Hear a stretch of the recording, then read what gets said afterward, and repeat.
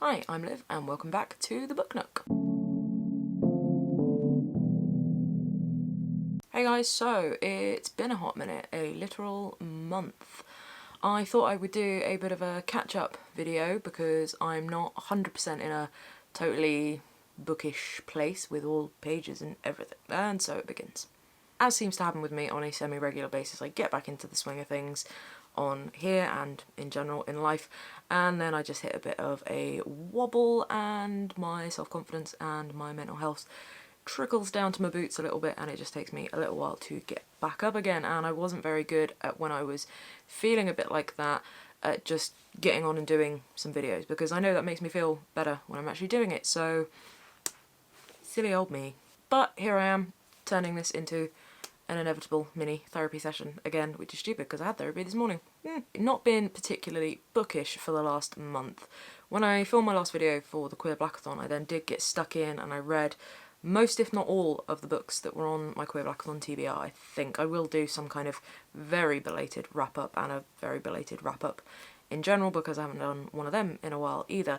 But yeah, I did get really stuck in, and over that weekend that I'd got midnight wrong, I had a really good kind of couple of days of reading, and I do want to give a quick, as I say, I will do a proper wrap-up at some point, but I want to give a quick shout-out to The Deep by Rivers Solomon, which just, it blew me away. I actually had the Kindle edition of this book, and I loved it so much that I bought myself a hard copy as well, because it's just one that I'm going to want to read and read again and again, and doodle in and fold down corners and things, because I'm starting to become that person now, and I never thought I would. So that was my kind of reading at the time of the last video, and then since then, I've kind of read diddly squat, if I'm honest. Well, that's not true, really. I have read some books, but I've read some books that were talked about a lot, and I thought I would absolutely fall head over heels with, that I kind of didn't, and I'm still not sure whether that's more of a mark of, again, where I was at the time that I was reading them, and that I wasn't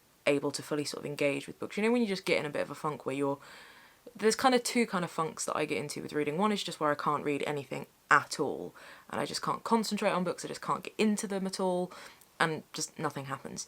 And then there's kind of like the mini mild funk where I'm able to read and I'm sort of going through the motions, and every now and again, like a sentence or a line or a passage will really kind of connect.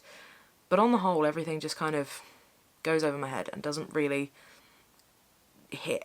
I don't know. And that's kind of what was happening with a few books that I've been reading lately. Maybe there's an element of sort of coming up against sort of hype and a kind of unconscious resistance to, like, everybody loves this book so I don't want to love it. But I don't think that, I don't think that really happens with me. I am not that kind of person in the main. More with TV shows than with books, where I'm like, no, everybody says I'm going to love it, so I'm not going to watch it. That happens more with TV shows than books. So I don't think it was that. I think it was more where I was. And if that even were the case with me, kind of being resistant to hyped books, much talked about books, then I don't think I would have had the same experience reading the book that I'm going to mention next, which I will, again, talk about more in a proper wrap-up, but it is one that I want to give a shout-out to, because... Jesus, what am I? Some 90s DJ? And that is Boy Parts by Eliza Clark. This is one that you will have most likely seen floating about on Instagram and Twitter for the last month or so. I'd heard people talking about it, and at first I get the initial kind of resistance when I suddenly start seeing something everywhere.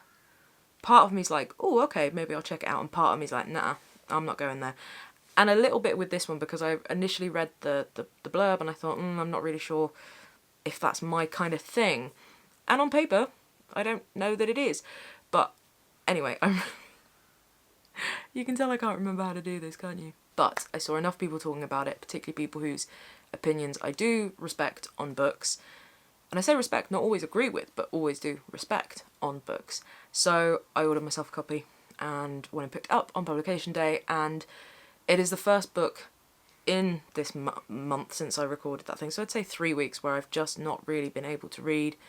It's the first time that I read a book from cover to cover within the space of 24 hours and was just swallowed up by it.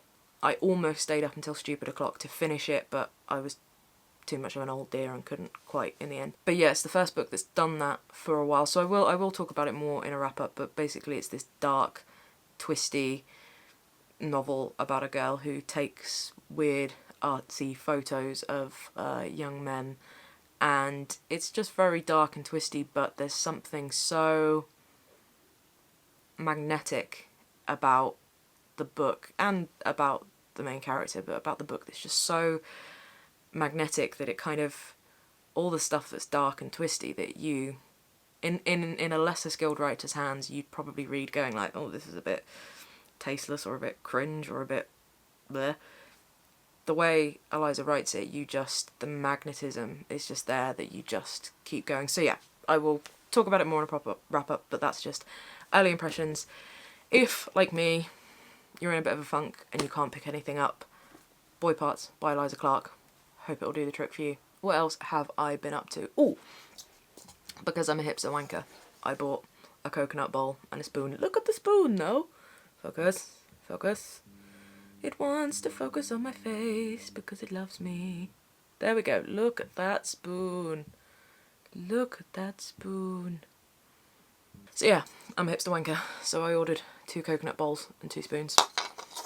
That's an exciting purchase. I've also inadvertently become not just the crazy cat lady of my family, but also now the crazy bat lady of the neighbourhood. I'm getting a reputation. I can't remember whether any of this had kicked off and whether I've mentioned it in any previous videos now, but basically my neighbours have bats, and I went out and counted them one night a little while ago, and there was about 200 of them roosting in there, and I just kind of fell in love with the little bats, and they're now my new best friends, and I go out there quite regularly and count the bats.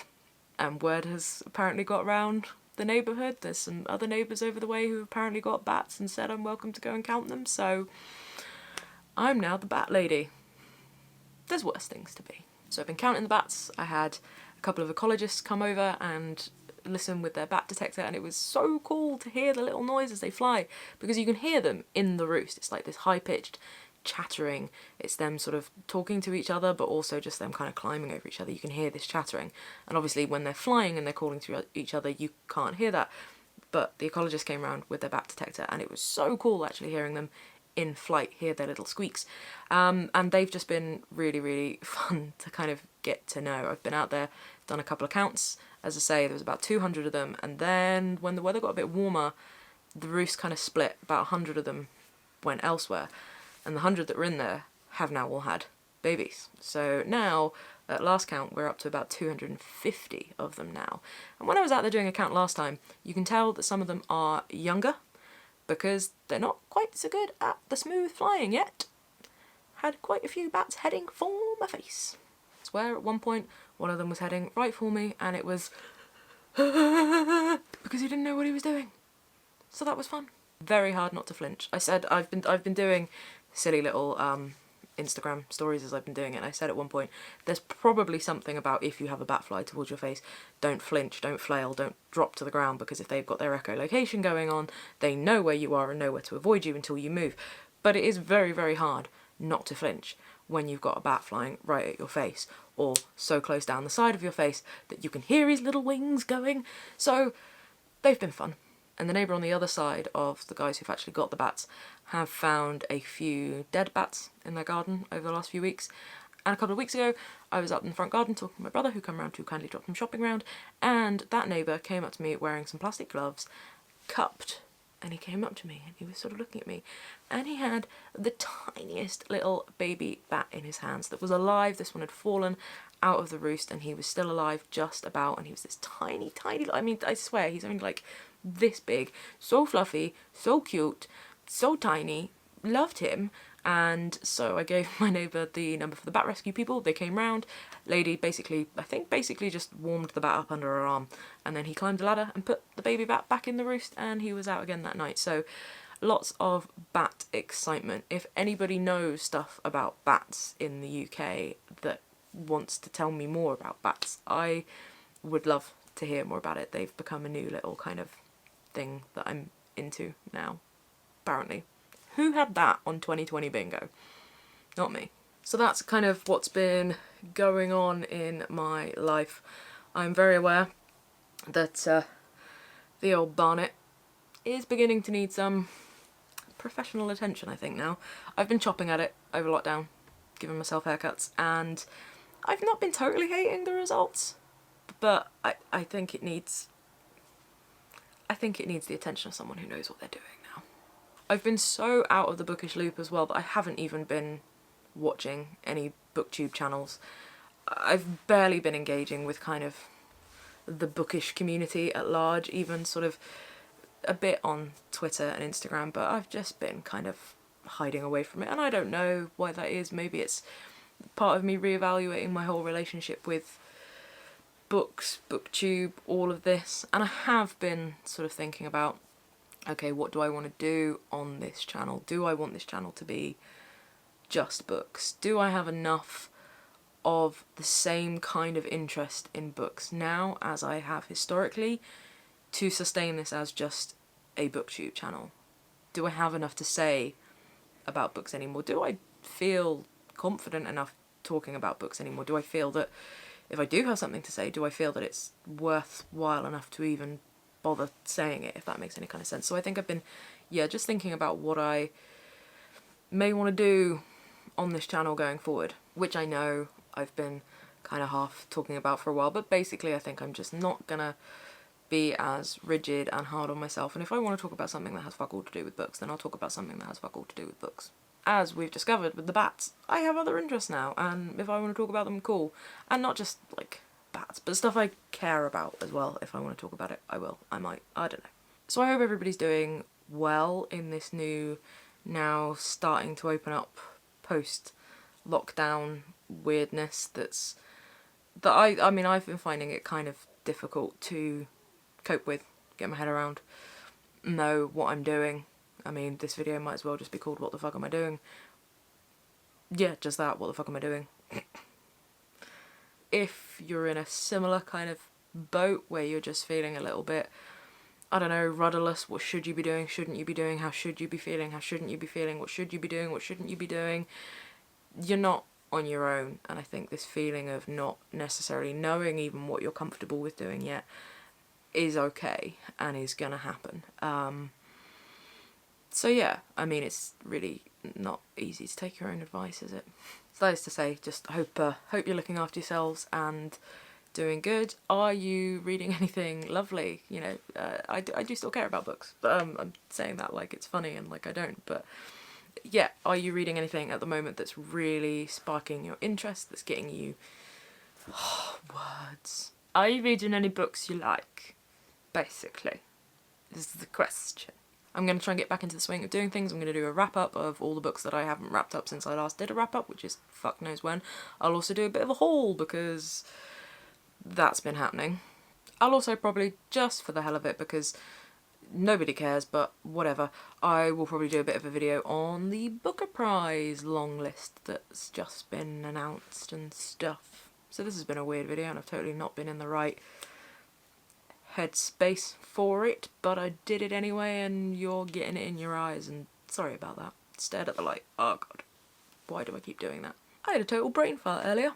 Went into the bathroom, went to put me dirty socks in the dirty washing bin, lifted up the lid, threw them in. It was the toilet. Not the dirty washing bin.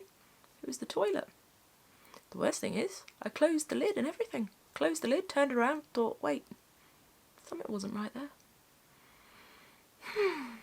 So, hope you're good, keep them safe, keep them reading, have a chat with me in the comments below. I'm off to make a bowl of some wanky hipstery granola in my coconut bowl, because that's who I am now, and I will see you again soon. I won't see you, I can't see through the screen, you will see me soon. Sorry to be creepy, can't stop now doing it. Good lord, I don't know what I'm doing anymore. Oh, stretch.